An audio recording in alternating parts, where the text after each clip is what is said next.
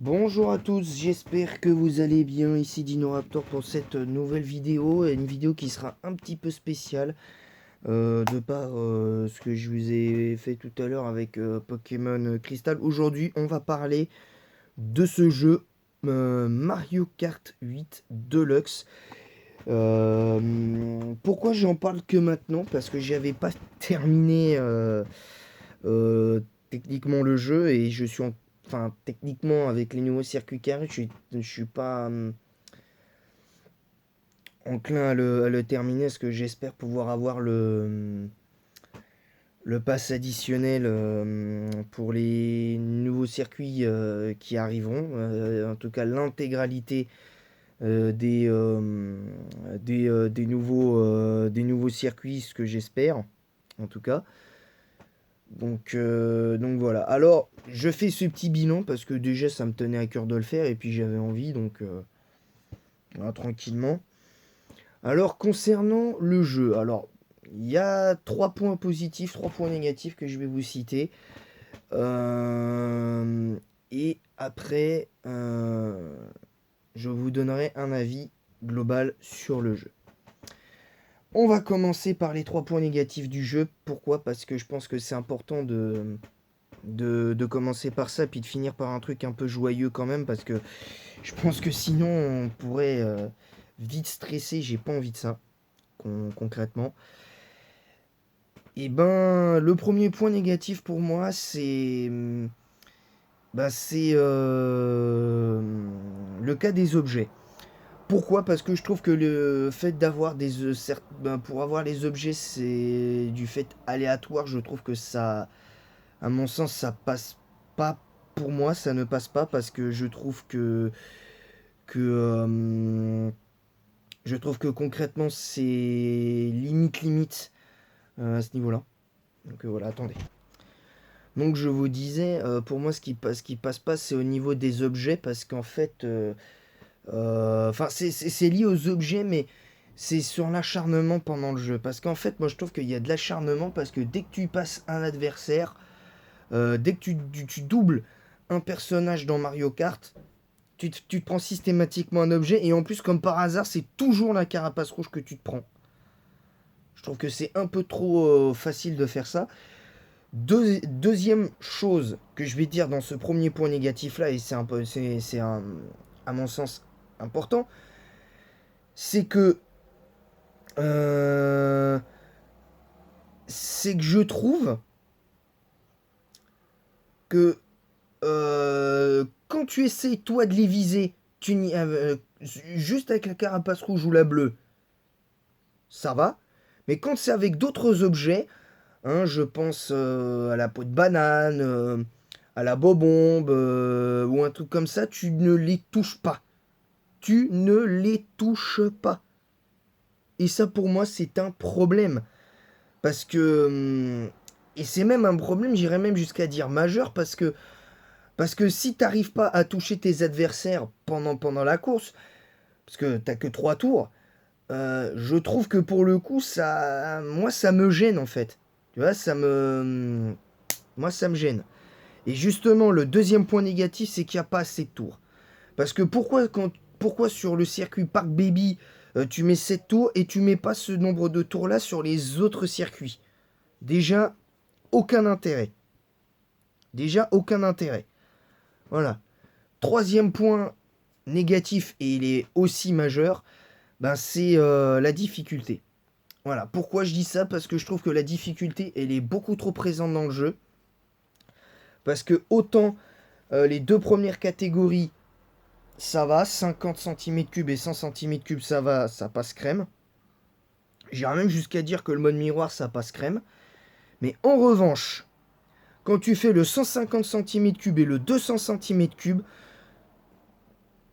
non, je suis désolé, je suis pas d'accord. Parce que je veux bien qu'il y ait de la difficulté dans un jeu, et tout ça et tout. Que ce soit pas trop facile, ça j'en conviens, j'entends cet argument-là. Mais je suis désolé, quand il y a trop de difficultés tue la difficulté. Et trop de facilité tue la facilité. Parce que faut pas le voir que dans un sens aussi.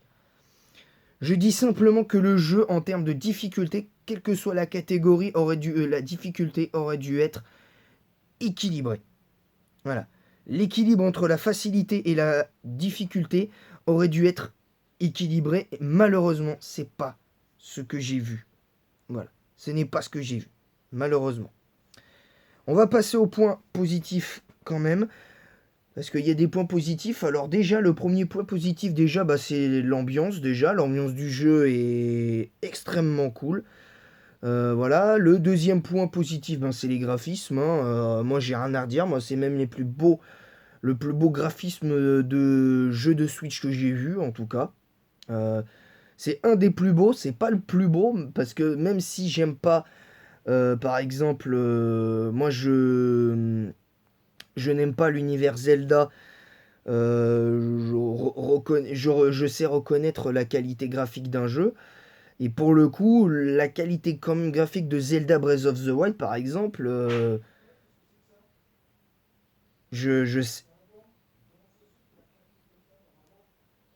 je sais que je sais que Zelda Breath of the Wild, par contre, au niveau graphisme, ouais, y a rien à dire, quoi. Au début, j'étais pas d'accord et finalement, je sais reconnaître que visuellement, t'as l'impression d'être dans un film avec Zelda Breath of the Wild. Donc ça, je sais l'admettre. Et le troisième point positif aussi qui est important, c'est au niveau des personnages. Parce que je trouve qu'au niveau des personnages, il y en a pas un qui se démarque. Pour une fois, on a enfin un jeu de course fun, entre guillemets, comme Pac-Man Rally ou Mario Kart. Un jeu où il n'y a pas forcément un personnage qui se démarque plus que l'autre, en fait. Tous les personnages du jeu sont importants. Tu peux gagner toutes les coupes avec le même perso. À chaque fois que tu choisis ton perso, donc ça c'est plutôt bien. Moi mon perso préféré c'est Yoshi, mais même si j'ai fini entre guillemets le jeu avec Yoshi, enfin avec non avec Harmony, avec le personnage d'Harmony, pour le coup là c'est différent. Là c'est différent, c'est que là tous les personnages sont forts. Tous les personnages sont forts, il n'y en a pas un qui est meilleur que l'autre. Il n'y en a pas un qui est meilleur que l'autre. Après, selon ta sensibilité, tu peux y arriver le mieux avec un personnage en particulier. Moi, j'y arrive, moi honnêtement, je vous le dis honnêtement, j'y suis arrivé le mieux avec Harmony et Yoshi, mais ça ne veut pas dire pour autant que c'est les plus forts. Ça ne veut pas dire pour autant que c'est les personnages qui sont au-dessus. Non, non, non, pour moi, tous les personnages sont aussi forts. Notamment le cas de Mario D'Or qui est arrivé, je l'ai testé un petit peu en contre-la-montre, il est pas vilain, mais difficile à maîtriser par contre. C'est peut-être le seul personnage où il va falloir prendre du temps pour maîtriser vu que c'est un nouveau et tout ça. Voilà. Mais sinon, voilà. Mais sinon, dans l'ensemble, c'est un super jeu, franchement, magnifique jeu. Si je devais mettre une note sur ce jeu, je mettrais un 16 sur 20 parce que c'est pas, pour moi, c'est pas parfait, malgré tout, parce que il y a, comme je l'ai cité précédemment, le défaut sur l'équilibrage de la difficulté, pour moi, n'est pas au point, très clairement. Le cas des objets était pour moi primordial. Je trouve que là, pour moi, c'est dommage. Il y a eu un problème d'équilibrage à ce niveau-là aussi. Euh, et puis, euh, j'avais oublié de citer un autre point négatif aussi, c'est je me rappelle plus très bien du troisième point négatif que j'ai cité, mais bon, dans la vidéo, vous pourrez revoir tout ça tranquillement. Pour le coup, pour moi,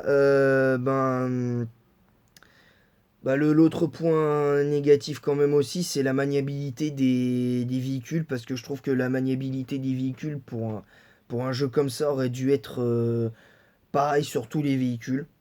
Voilà. La seule chose qui aurait pu changer, qui aurait pu faire changer la maniabilité des véhicules, c'est les pneus que tu choisis quand tu gagnes des pièces et que tu as des nouveaux éléments du truc. Je trouve que la maniabilité devrait être... on devrait... on aurait dû choisir... on devrait choisir euh, comment personnaliser le véhicule. Parce qu'en fait, le véhicule, on devrait pouvoir le personnaliser, pas que en changeant le deltaplane, les pneus, tout ça, et le véhicule. C'est surtout au niveau des stats du véhicule. C'est-à-dire de la vitesse jusqu'à la maniabilité, on devrait pouvoir mettre ça à notre guise. Mais bon, d'un certain côté, je dis ça, mais si ça avait été le cas, je pense que tout le monde aurait mis la maniabilité au max, la vitesse au max, ça aurait pas été aussi important.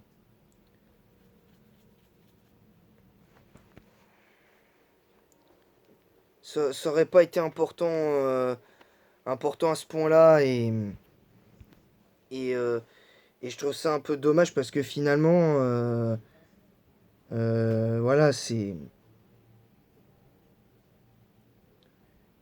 un peu dommage parce que euh,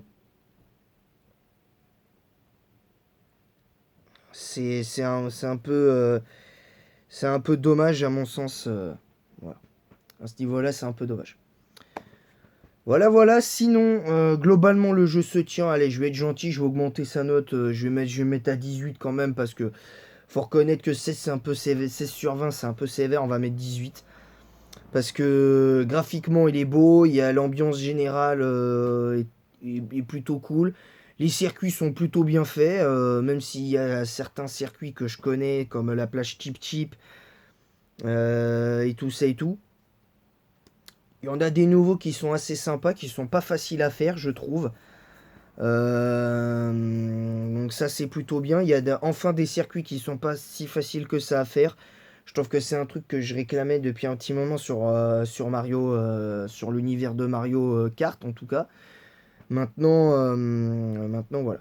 Sur ce, je vous laisse. J'espère que cette vidéo vous aura plu. Et évidemment, j'espère que l'épisode de Pokémon d'aujourd'hui, de Pokémon Crystal, vous aura plu également. En attendant la prochaine vidéo, je vous retrouve pour un nouveau bilan. Bah, ça dépendra de quel jeu sera terminé d'ici là. Hein, ça dépendra de...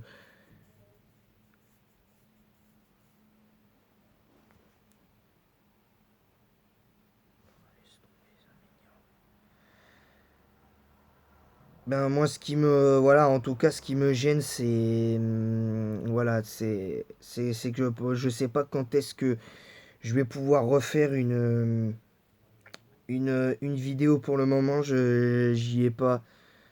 euh, j'y ai pas spécialement réfléchi. J'y ai pas spécialement réfléchi. Normalement, devrait y avoir le retour, en parlant de Mario Kart, devrait y avoir normalement le retour demain de Mario Kart, mais c'est pas sûr du tout. Mais voilà, mais pour l'instant, je vais y réfléchir. Voilà, sur ce, je vous laisse et en attendant la prochaine vidéo, je vous dis à très vite.